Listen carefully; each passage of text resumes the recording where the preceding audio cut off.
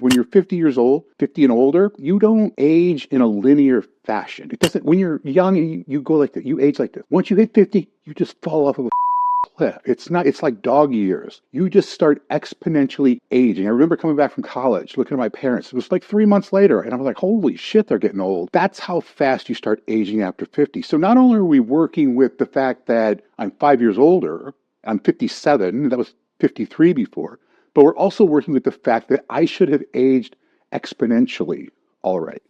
And to be honest, if I look at then, I look at now, I would 100% take now, which you shouldn't be able to say.